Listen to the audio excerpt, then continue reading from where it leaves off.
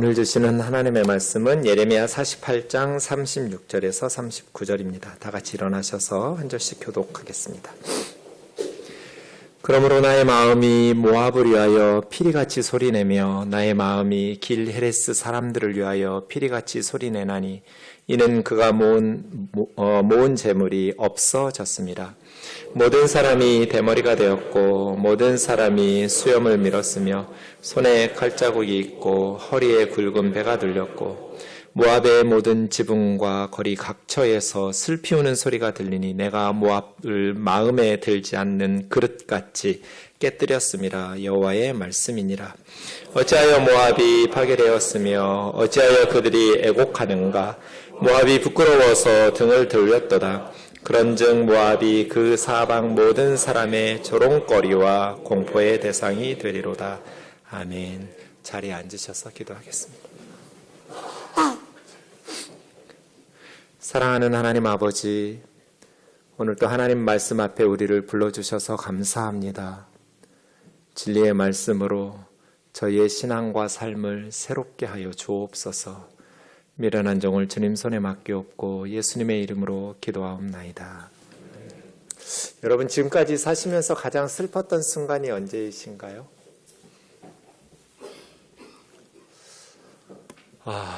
저는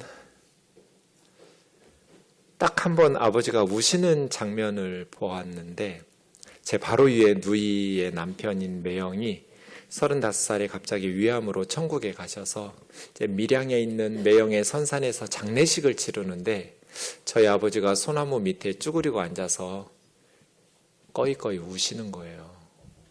그 모습을 보는데 말로는 표현할 수 없을 만큼 너무나 가슴이 아프고 슬프더라고요. 아버지들이 우시는 모습을 우리는 자주 목격하지는 못하는데, 그래서 그런지 아버지들이 슬퍼하며 눈물을 흘릴 때 더 슬픈 생각이 드는 것 같습니다. 가을의 기도를 쓰셨던 김현승 선생님의 아버지의 마음이라는 시가 있습니다.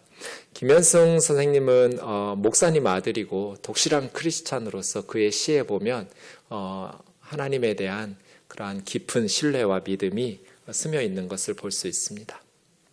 바쁜 사람들도, 굳센 사람들도, 바람과 같던 사람들도 집에 돌아오면 아버지가 된다.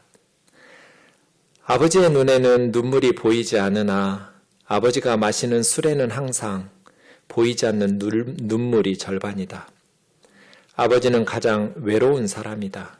아버지는 비록 영웅이 될 수도 있지만, 이 시에서 이야기하는 것처럼 아버지들은 평소에는 눈물을 사귀고 이렇게 잘 보이지 않죠.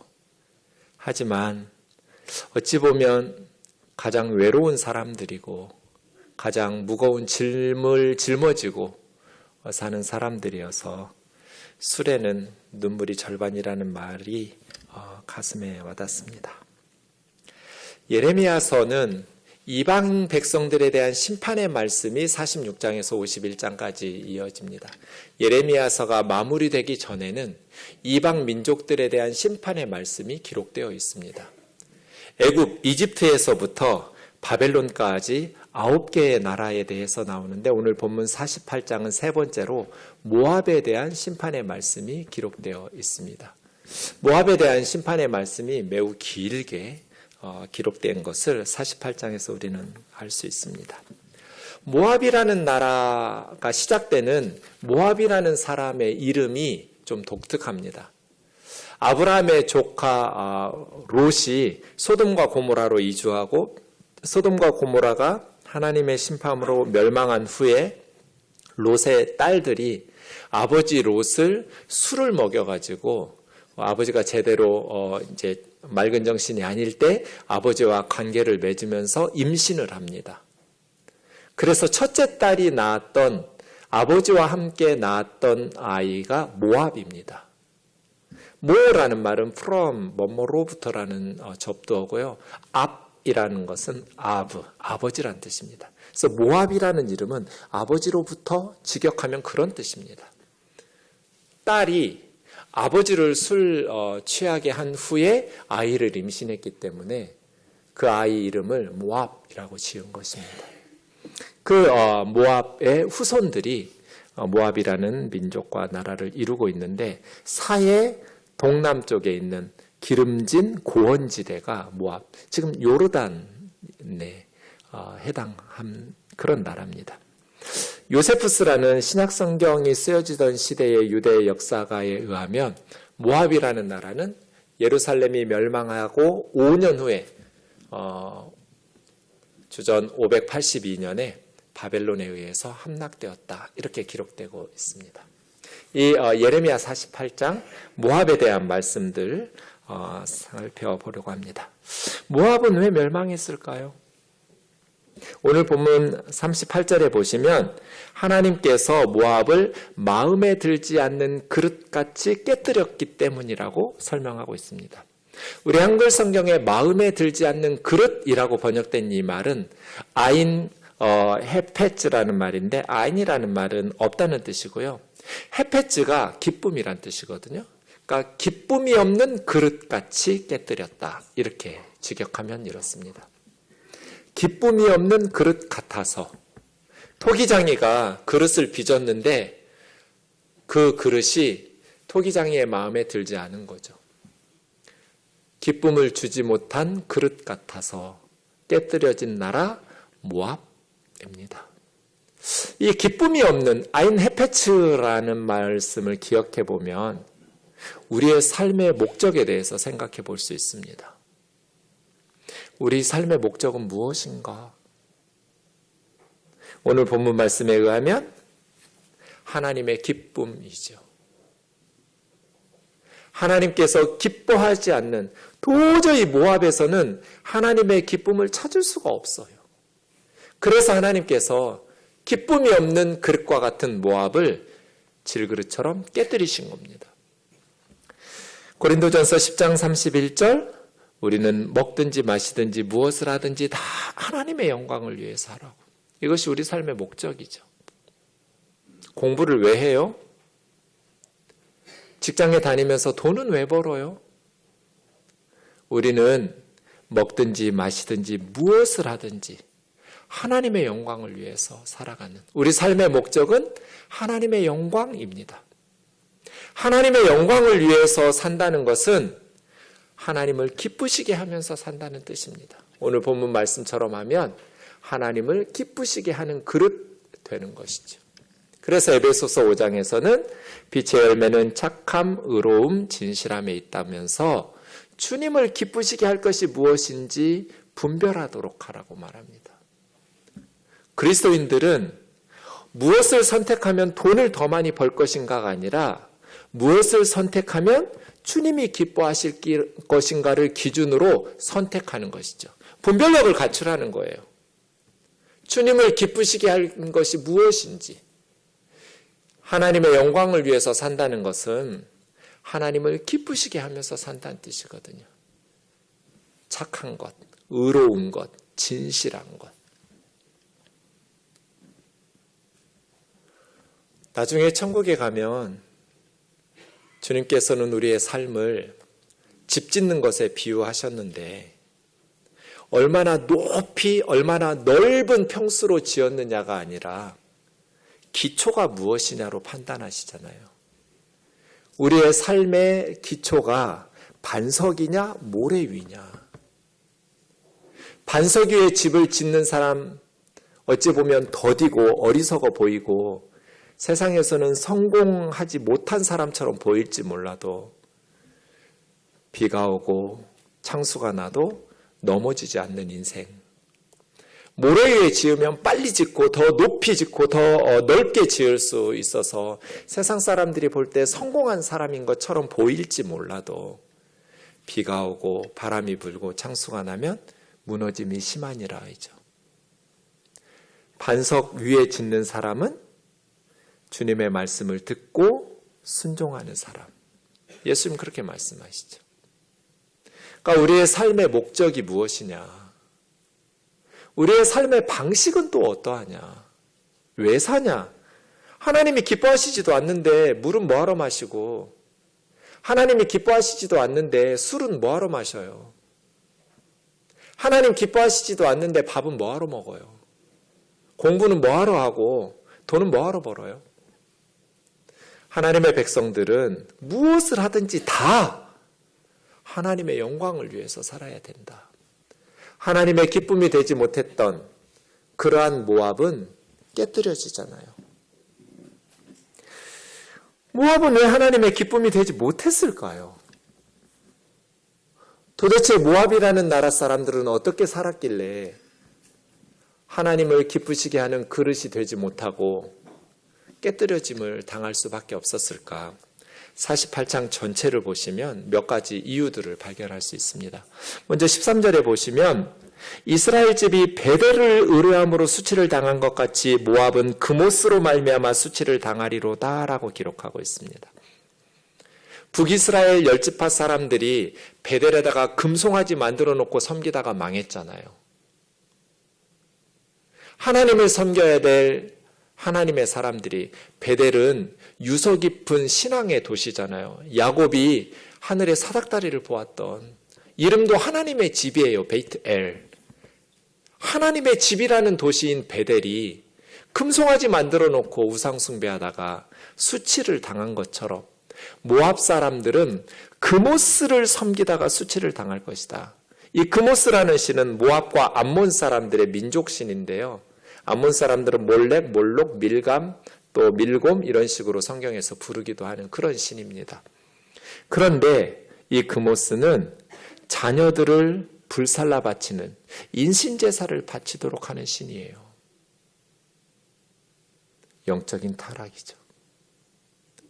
자기들 잘 살려고, 자기들이 원하는 것을 신에게 얻어내려고 힘없는 어린아이들을 불살라 바쳐요.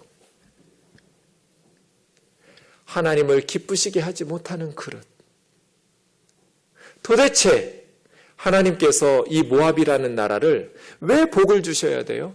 왜 계속 세상에서 살아남도록 은혜를 베푸셔야 돼요? 누구를 위해서, 무엇을 위해서 이 모압이라는 나라를 깨뜨리지 않고 보호해 주셔야 하냐고요. 48장 7절에 보면 모압 사람들은 업적과 보물을 의뢰했다고 말합니다. 그 사해 동쪽은 킹스 하이웨이가 있는 고속도로변에 있습니다. 높은 고산지대여서 요새가 많고 안전한, 쉽게 정복하기 어려운 지역이기도 하지만 거기 아프리카, 이집트 쪽과 북쪽의 메소포타미아의 무역상들이 지나다니는 왕의 도로예요. 통행수세만 받아도 먹고 살 수 있는 나라예요. 그러니까 보물이 많았어요. 쌓아놓은 업적도 많았어요. 그래서 모압 사람들은 자신들의 업적과 보물을 자랑했어요. 정복당하지 않을 거야. 우리는 요새에, 높은 곳에 요새를 짓고 안전하게 살 거야. 하지만 너희가 의뢰하는 업적과 보물도 약탈당할 것이고 너희가 신뢰하던 그모스 신도 너희와 함께 포로가 되어서 끌려갈 것이다. 너희가 자식들까지 불살라 바치면서 섬겼던 그모스가 너희를 보호해주지 못하고 너희를 지켜주지 못할 거다.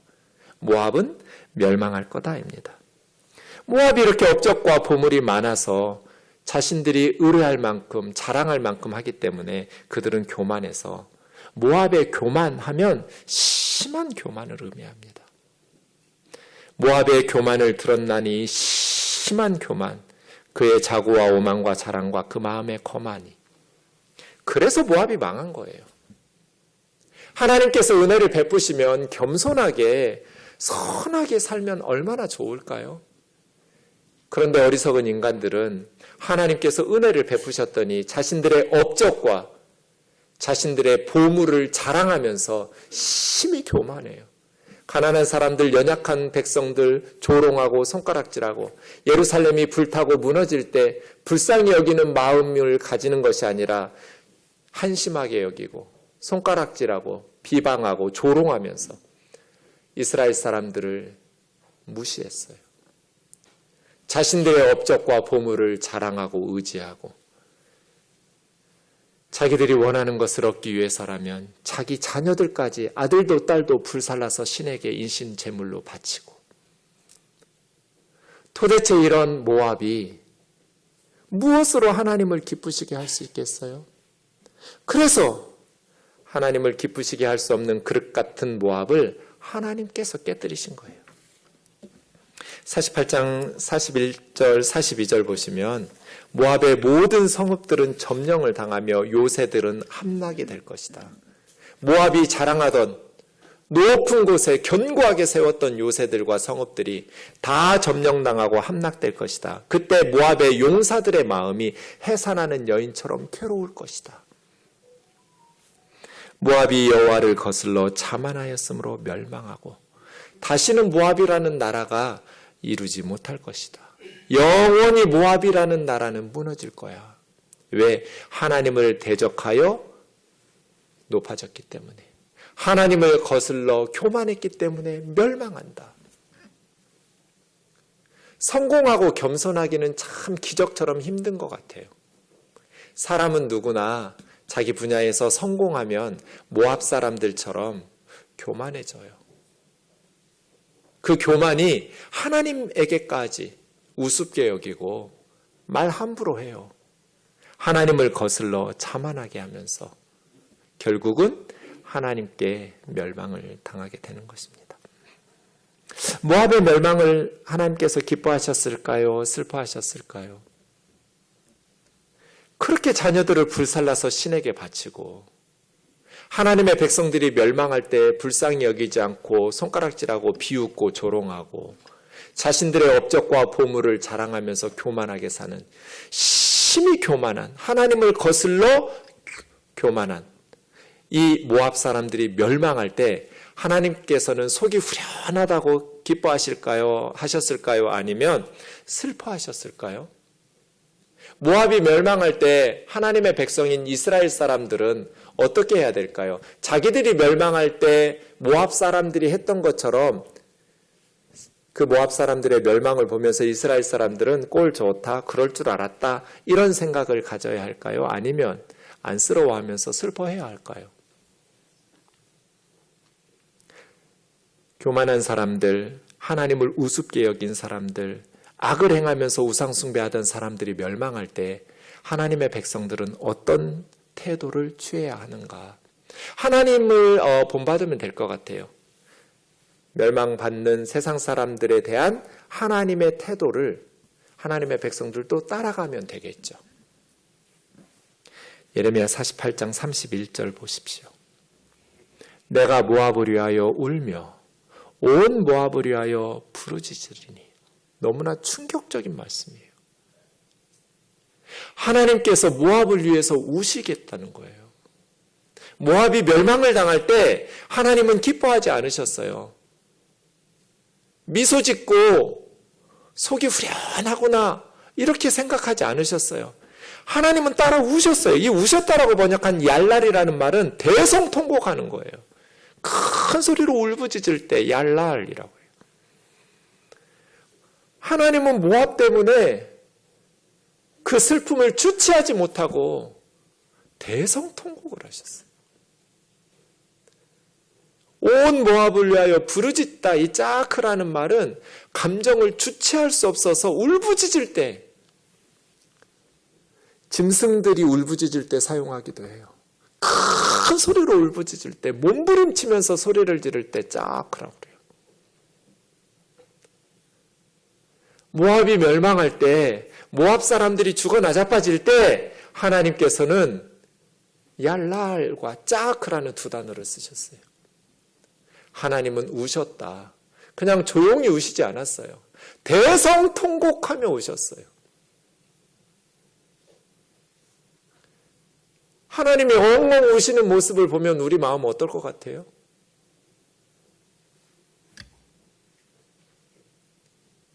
그래서 무리는 하나님의 백성들이죠. 하나님이 모압 때문에 슬퍼하시면서 감정을 주체하지 못하고 슬피 우시니까 무리들은 길헤레스는 모압 남부에 있는 주요 도시입니다. 모압 사람들을 위하여 신음하다 하가라는 말은 소리내지 못하고 눈물을 흘리면서 신음소리를 내는 거예요. 아버지가 소나무 밑에서 꺼이꺼이 우시는데 제가 막 미치겠더라고요. 하가했어요. 같이 소리내서 울지는 못하고 신음하면서 어린 새 아이를 남겨놓고 젊은 목사가 죽었어요. 그 사유의 죽음 때문에 저희 아버지가 슬피 우시는데 그 장면이 제 인생에 가장 슬펐어요. 그런데 성경을 읽다 보니까 하나님이 울어요. 그런데 놀랍게도 이스라엘 때문에 우시는 게 아니에요, 지금. 하나님의 백성 이스라엘의 멸망 때문에 하나님께서 슬피 우시는 것이 아니라 모압 때문에 우시는 거예요, 모압 때문에.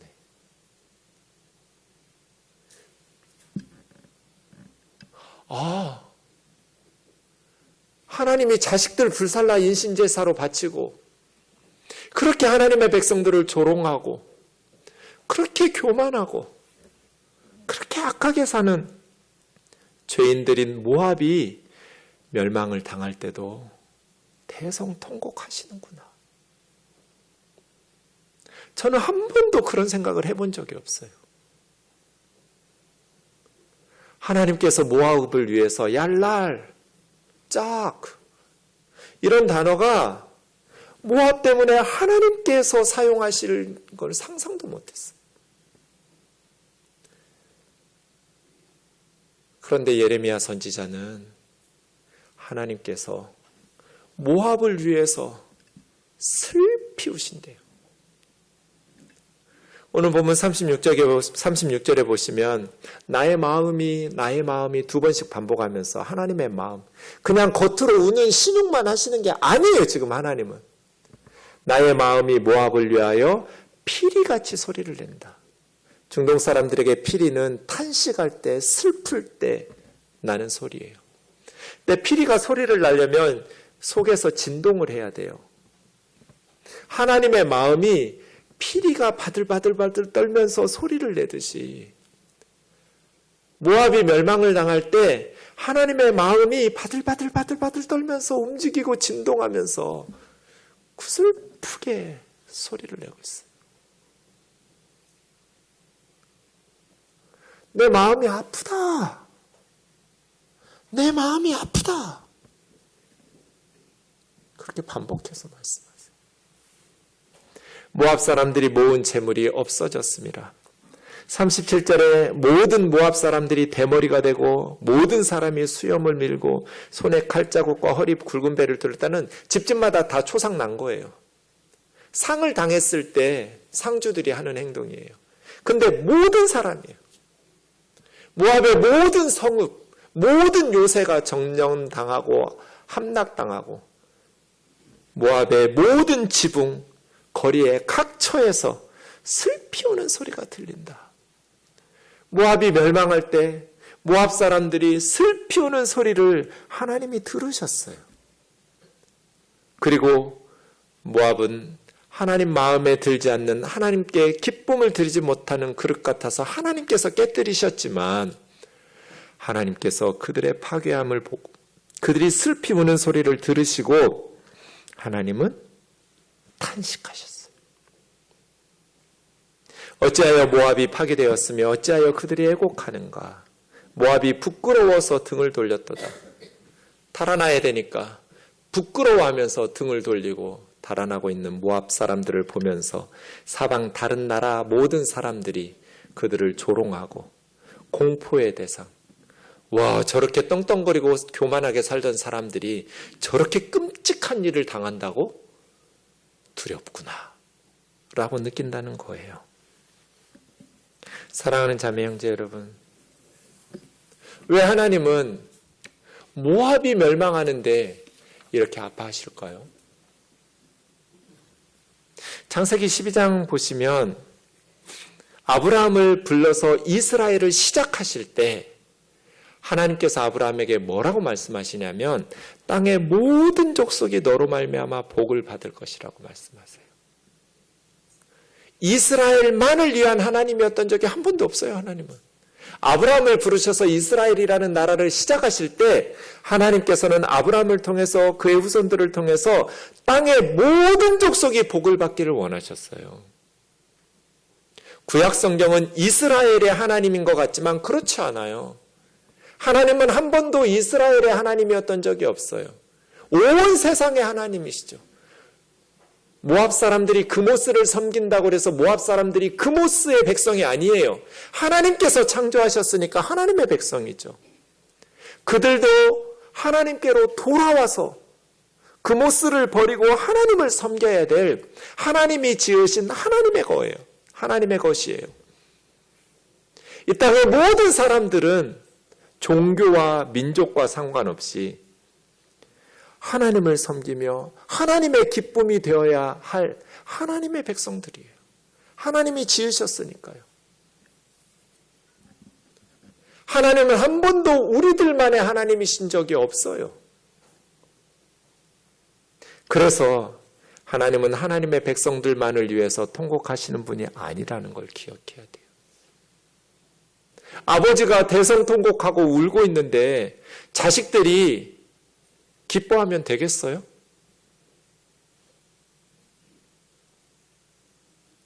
모압 사람들 하나님을 모르고 우상 숭배하고 자식들 불살라 바치고 스스로 교만해가지고 하나님을 대적하여 자신들을 높이고 자신들의 업적과 보물을 자랑하고 하나님의 백성들이 망할 때 조롱하고 손가락질하고 비웃고 하지만 그런 모압 사람들이 멸망을 받을 때 하나님께서는 고통스러워하면서 괴로워하면서 슬피 우셨어요. 지금도 하나님은 세상 사람들이 슬피 울 때 하나님은 탄식하시면서 슬피 울고 계실 거예요. 그렇다면 우리 그리스도인들은 세상 사람들이 고통을 받을 때 교리적으로 정죄하고 판단하고 해석하지 말고 하나님 아버지의 마음으로 아파하면서 슬피 울며 기도해야죠. 우상 섬기다가 망했다. 하나님 믿지 않으니까 심판을 받았다. 누가 그렇게 떠들어대래요? 하나님은 통곡을 하고 계시는데 하나님은 마땅히 악한 사람들이 자신들의 죄 때문에 심판을 받아 깨뜨려지고 멸망을 받아도 슬피 울고 계시는데 하나님을 믿는다는 하나님의 사람들이 그렇게 무정하고 무자비하게 교리적으로 신학적으로 판단하고 정죄하면서 그렇게 무심한 말들을 내뱉어서 피해를 당해서 울고 있는 사람들의 마음에 고춧가루를 뿌리면 되겠어요?